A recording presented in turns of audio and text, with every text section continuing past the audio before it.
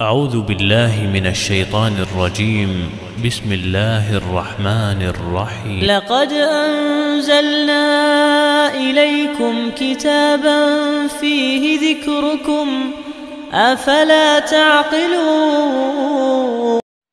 नहमदुहु व नुसल्ली अला रसूलिहिल करीम रब्बिश शरह ली सदरी व यस्सिर ली अमरी वहलुल उक़दतम मिन लिसानी यफ़क़हू क़ौली रब्बी यस्सिर व ला तुअस्सिर व तम्मिम बिल खैर। एक बार फिर से आपका इस्तकबाल करता हूँ हमारे इस बेसिक कुरान कोर्स में।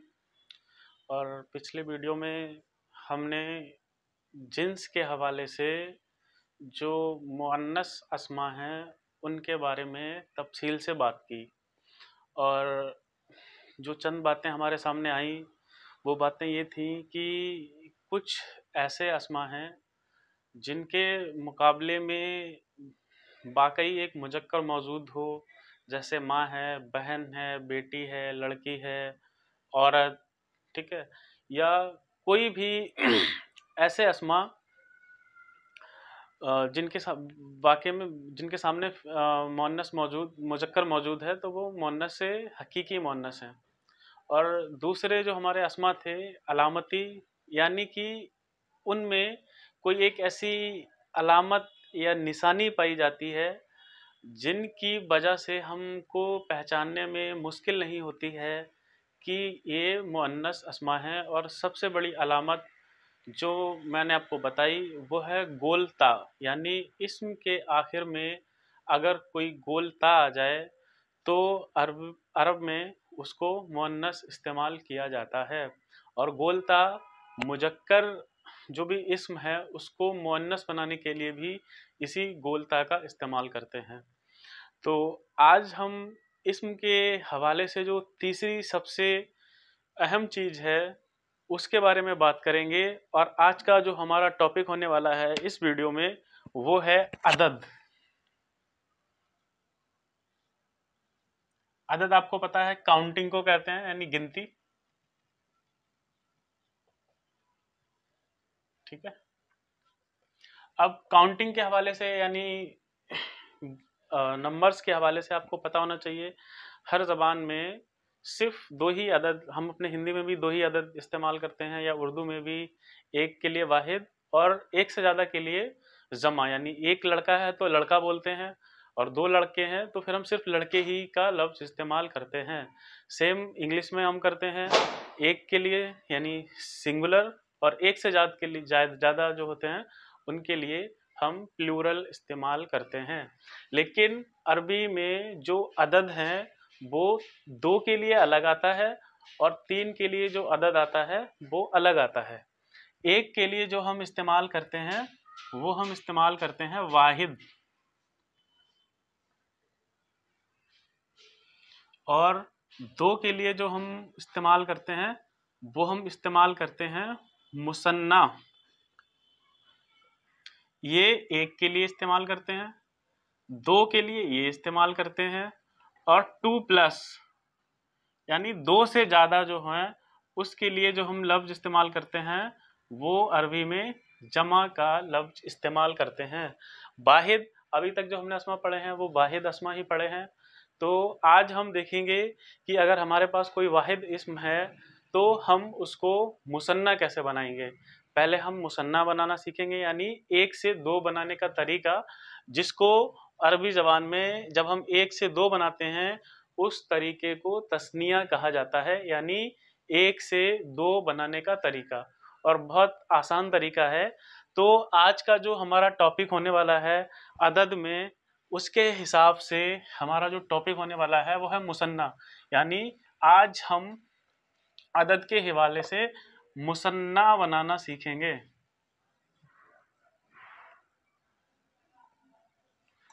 यानी दो बनाना, ठीक है ना। पहले हम एक वाहिद इस्म लेंगे, ठीक है, फिर उसको हम यहाँ पर मुसन्ना बनाएंगे,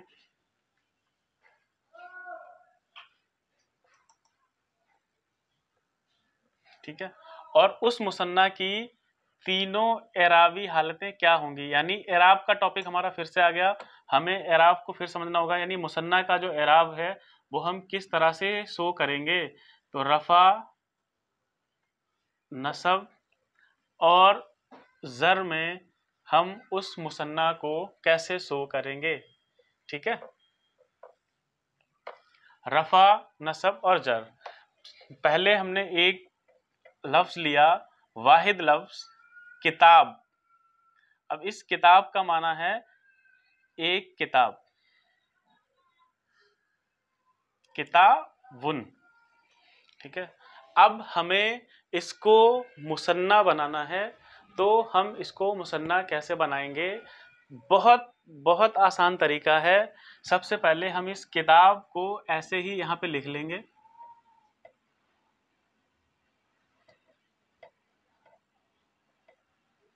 जो आखिरी हर्फ है उस पर तनवीन आप देख रहे हैं वाहिद इसम में। तो जब हम मुसन्ना बनाएंगे तो यहाँ पर तनवीन नहीं आएगी, इस पर एक ज़बर का हम इजाफा करेंगे। आपको पता है ज़बर की दोस्ती अलिफ के साथ है, तो लाजिमन है कि यहाँ पर अलिफ आ जाएगा, यानी ज़बर के बाद अलिफ का इजाफा करेंगे और उस पे एक नून ज़ेर नी का इजाफा कर देंगे, तो हमारा लफ्ज़ बन जाएगा किताबुन से कितावानी। किताबुन से क्या बन गया? कितावानी। अब इस किताब का मतलब है एक किताब,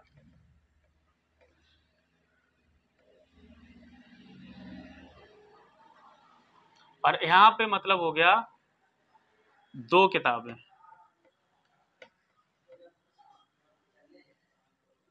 ठीक है, यहाँ पर एक किताब मुराद है, लेकिन जब हम कह रहे हैं किताबानी तो दो किताबें मुराद हो गई।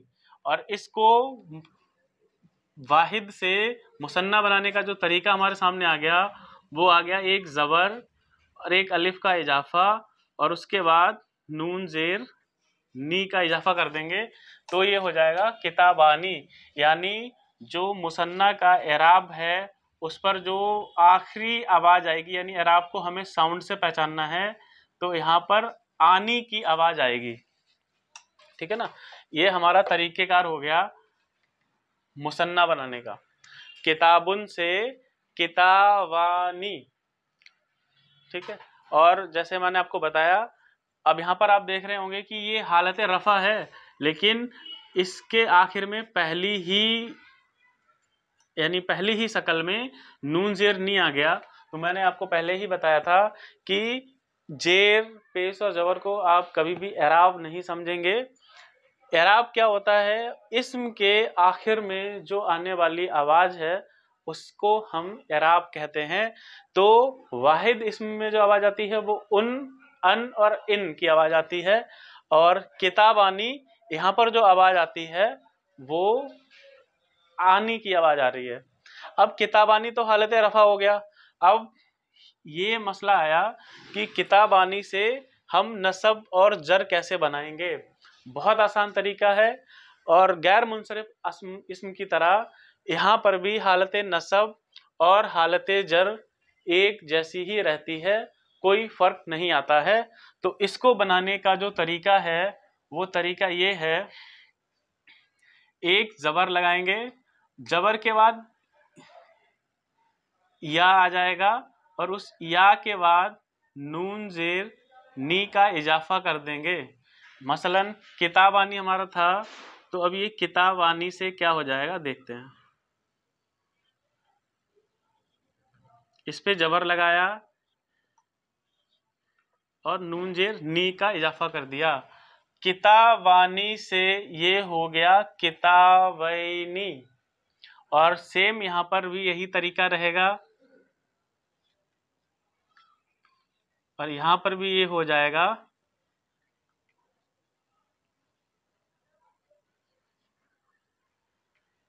किताबैनी। तो यहाँ पर जो आवाज़ आएगी वो आनी की आएगी, और यहाँ पर जो आवाज़ आएगी वो ऐनी की आवाज़ आएगी। तो जब भी कोई इस्म हम वाहिद से मुसन्ना बना रहे हैं तो हालत रफ़ा में उसको आनी की आवाज़ के साथ शो करेंगे, और हालत नसब और हालत जर में उसको ऐनी की आवाज़ के साथ शो करेंगे। तो किताबानी से किताबैनी, किताबुन से पहले किताबानी बना, यानी दो किताबें, दो किताबें, यहाँ भी मुराद दो किताबें हैं, लेकिन जुमले में इनका स्टेटस अगर चेंज होगा तो हालत नसब में और हालत जर में कैसे हम इसको शो करेंगे। तो इसमें जो साउंड आएगा वो आनी का साउंड आएगा, कितावानी, कितावैनी, कितावैनी। दूसरा एक और इसम लेते हैं, जैसे कलम,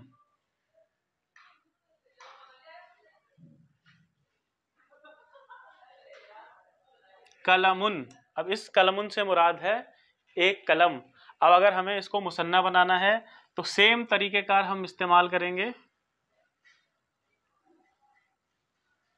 कलमा, इस पे जबर लगाया, अलिफ का इजाफा किया, नून जेर नी, कलमानी, यानी दो कलम। अब इसको आगे लेके आएंगे, वही सेम तरीकेकार,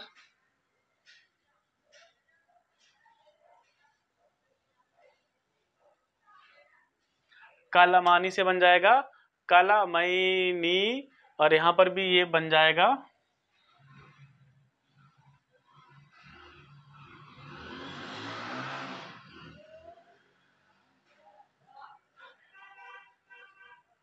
कलमैनी। और अगला इसम लेते हैं, हमारे पास एक इसम है मुस्लिम, यानी एक मुसलमान।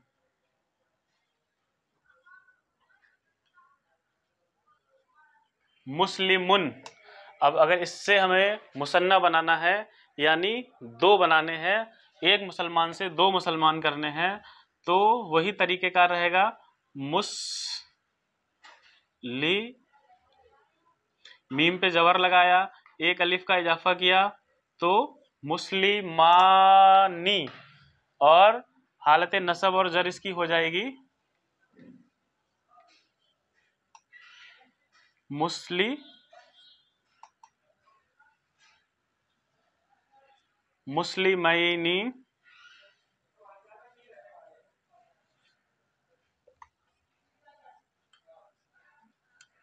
मुस्लिमैनी। तो आप देख रहे हैं बहुत आसान तरीका है कि आप एक से दो बनाने का जो तरीका है वो बहुत आसान है। और इनका जो एराब है वो हम देखेंगे कि हमेशा आनी और ऐनी, मुसन्ना में आनी और ऐनी, आनी और ऐनी, यानी हालत नसब और जर में ऐनी की आवाज़ के साथ आएगा। तो जब भी आपको एराब पहचानना हो तो मुसन्ना के लिए हमेशा हम ये तरीका इस्तेमाल करेंगे कि जिस अस्मा के आखिर में, जिस इस्म के आखिर में आनी की आवाज़ आएगी वहाँ पर वो हालत रफ़ा होगी, और जहाँ पर ऐनी और ऐनी की आवाज़ आएगी यानी वो हालत नसब या जर में से एक होगी। और वही बात जो है कि हम दोनों में से पहचानेंगे कैसे कि कौन सा हालत नसब है और कौन सा हालत जर है।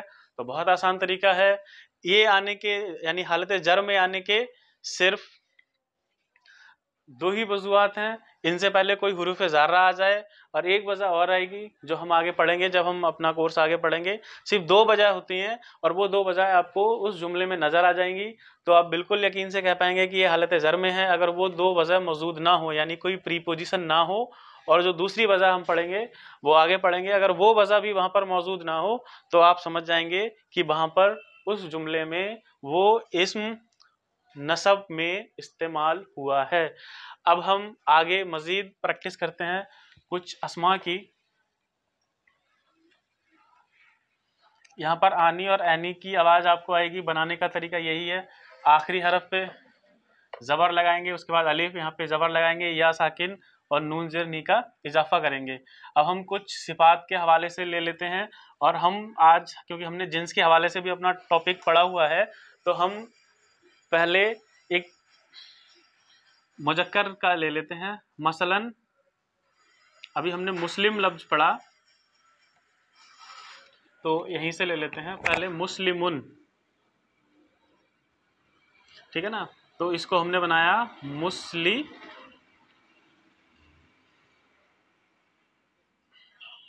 मानी, मुस्ली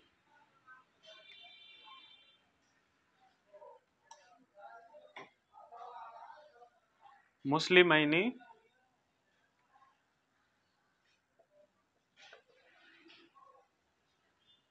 ठीक है। अब हमें इस मुस्लिम से मुराद है कि एक मुसलमान मर्द। अगर हमें इस मुस्लिम से एक मुसलमान औरत कहनी हो तो बहुत आसान तरीका, जैसे आपको पता है, इससे हम पहले मुअन्नस बनाएंगे। तो मुअन्नस का तरीकाकार आपको पता है, लास्ट हरफ पे जबर लगाएंगे और उसके आखिर में एक गोल ता का इजाफा कर देते हैं और उस पर तनवीन आ जाती है, तो ये लफ्ज बन गया हमारा मुस्लिमतुन। अब मुस्लिमतुन से मुसन्ना बनाने का तरीक़ाकार सेम रहेगा, कोई उसमें चेंजेस नहीं आते हैं। तो ये हो जाएगा यहाँ पे हमारा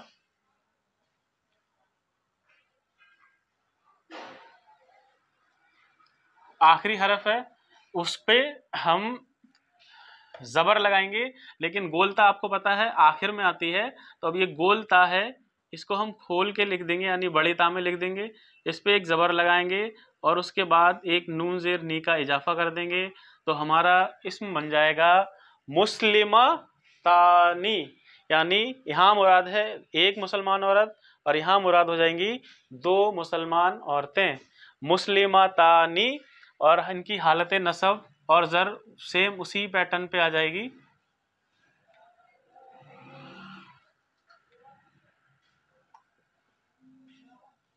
मुस्लिमा तैनी और मुस्लिमा,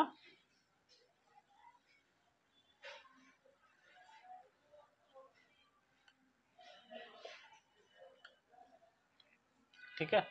अब अगर हम आगे लें, जैसे कि एक इबादत करने वाला मर्द यानी आविद, आविदुन, इसको मुसन्ना बनाएंगे तो आविदानी।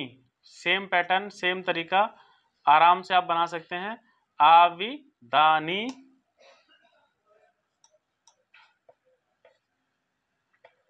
आविदैनी,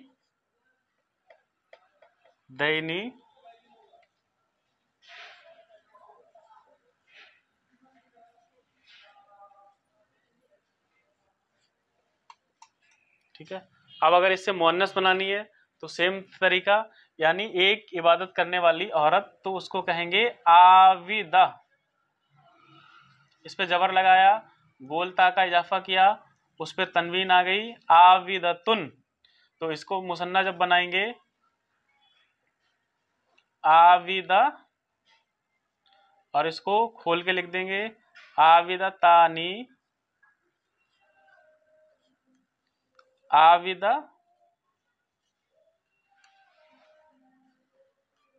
तैनी और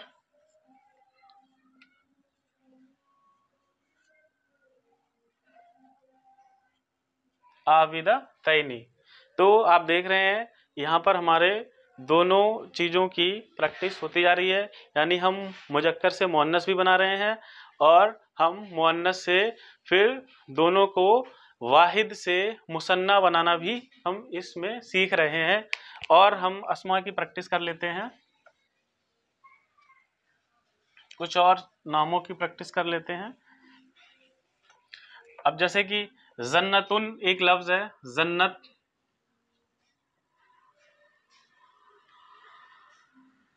तो अगर कोई आपसे पूछे जन्नत मुजक्कर है या मुन्नस, तो आप आसानी से बता सकते हैं। इसके आखिर में ये गोलता आ रही है और ये अलामत है अरबी जबान में मुअन्नस होने की।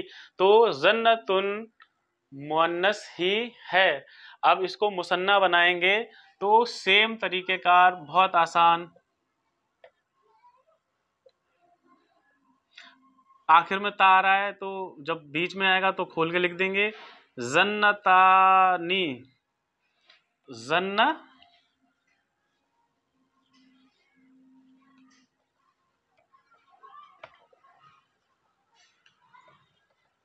जन्नतैनी, जन्नतैनी,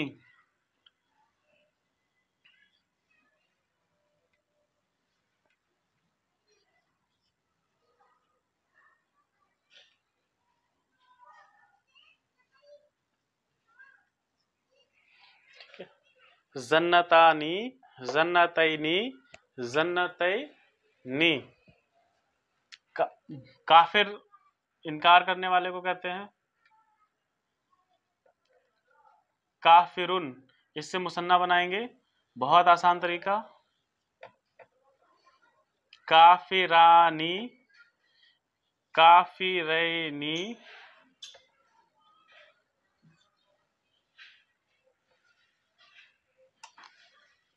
और काफी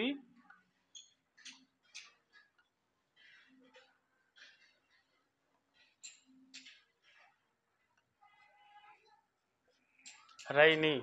इससे मुअन्नस बनाएंगे तो ये हो जाएगा हमारा काफिरतुन।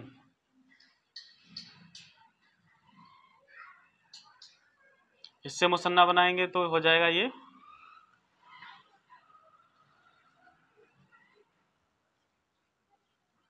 काफिरतानी,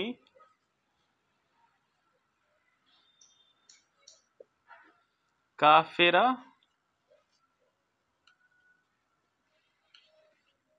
तैनी,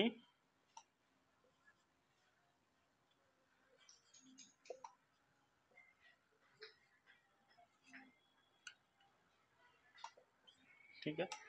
तो इस तरह से जब भी हम वाहिद इस्म होगा उसको मुसन्ना बनाने के लिए बहुत आसान सा तरीका है, यानी हालत रफ़ा में हम उस पर एक जो आखिरी हर्फ है उस पर ज़बर लगाएंगे, उसके बाद एक अलिफ और नून ज़ेर नी का इजाफा कर देंगे, तो हालत रफ़ा में जो आवाज़ आएगी वो आनी की आएगी, और उसका नसब और ज़र हम ऐनी की साउंड से शो करते हैं, यानी किताबानी से किताबैनी, जन्नतानी से जन्नतैनी, काफिरतानी से काफिरतैनी। तो उम्मीद है आपको बात समझ में आ गई होगी। आइए हम आगे एक हदीस है उसके बारे में देख लेते हैं, और उसमें जो भी अस्मा इस्तेमाल हुए हैं वो किस तरह से आए हैं, और आप माशाअल्लाह अब उसका तर्जुमा खुद भी कर पाएंगे। कुछ अस्मा ऐसे होंगे जिनका मतलब आपको नहीं समझ में आएगा, वो क्योंकि हमने अभी पढ़े नहीं है। तो अब अरबी ज़बान में आपको पता है हमने कहा था कि जब लफ्ज़ मिलते हैं तो कलिमा बनता है, तो एक कलमा के लिए जो अंग्रेजी आती है, अरबी आती है, वो आती है कलिमतुन। ये बुखारी शरीफ की आखिरी हदीस है। तो कलिमतुन, अब उस हदीस में आया है कलिमतानी।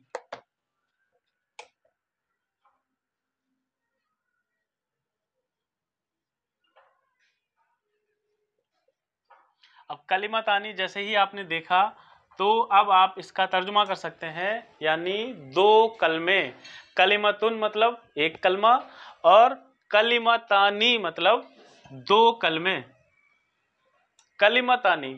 और हल्के के लिए जो अंग्रेजी आती है खफीफ, यानी खफीफुन। अब कलिमा जो कि इसमें गोलता आता है एंड में तो मुअन्नस है, तो अब खफीफ नहीं लाएंगे, वहां पर खफीफतुन यानी उसको भी मुअन्नस लाएंगे। और कलिमतानी यानी दो कलमे की बात हो रही है, तो खफीफतुन से उसको जब हम मुसन्ना बनाएंगे तो वो हो जाएगा खफीफतानी। तो कलिमतानी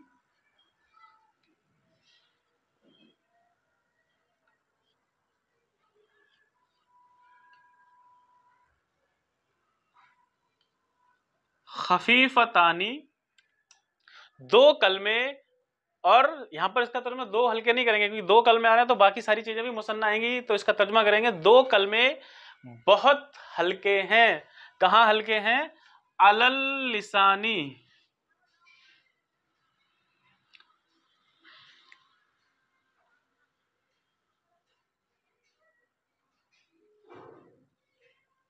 अब अला और लिसान नून आपको पता है जबान को कहते हैं, तो अल दाखिल हो गया है तो इस पे इस वजह से अब ये हमने पढ़ा नहीं है, लेकिन लिसान जीब को कहते हैं। तो कलिमतानी खफीफतानी अलल लिसानी, यानी दो कलमे जबान पर बहुत हल्के हैं। और सकीलत, सकीलुन भारी को कहते हैं, तो सकीलतानी।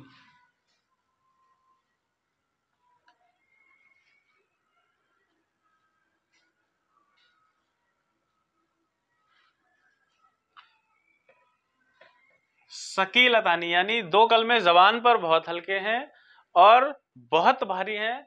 कहां पर? सकीलतानी अलल मीज़ान, और तराजू पर, मीज़ान तराजू को कहते हैं, और तराजू पर यानी मीज़ान पर वो बहुत भारी हैं।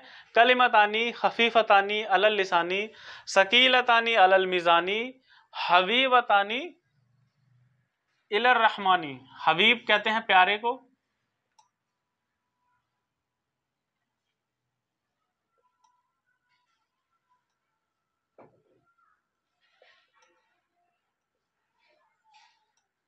अर रहमान।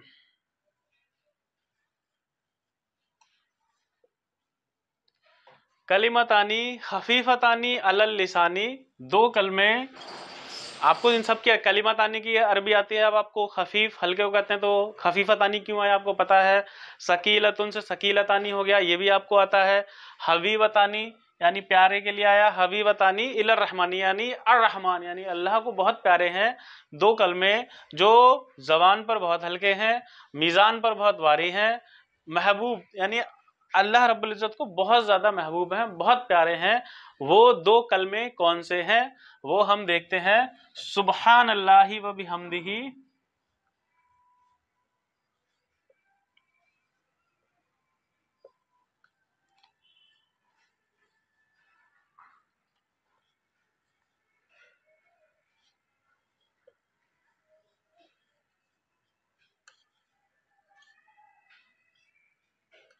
सुबहान अल्लाहि व बिहम्दिही व सुबहान अल्लाहिल अज़ीम।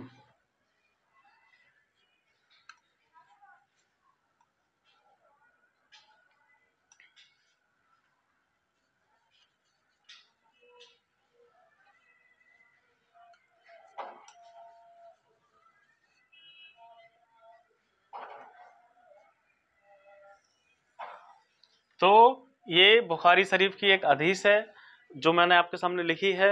इसमें आने वाले जो अल्फाज हैं वो आपको उम्मीद करता हूँ समझ में आ रहे होंगे।